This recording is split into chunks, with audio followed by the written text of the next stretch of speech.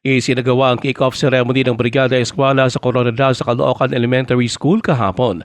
Ayon pa kay Carlo Melendres ng DepEd Coronadal School Governance and Operational Division, layo ng Brigada Eskwela likayati ng kanilang mga stakeholder na maglaan ng oras at resources at tumulong sa paglilinis at pagsasaayos ng mga eskwelahan.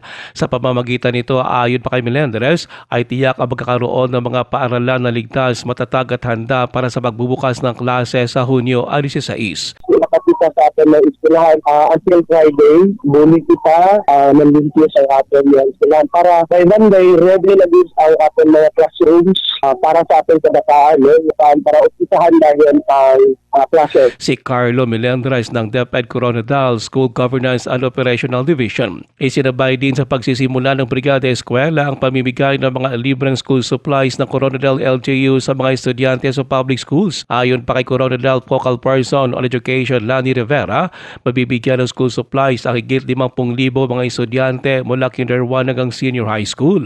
Ito ay pinaglaanan naman ng lokal na pamahalaan ng higit 26 million pesos. Ruel Usano, NDBC Bida Balita.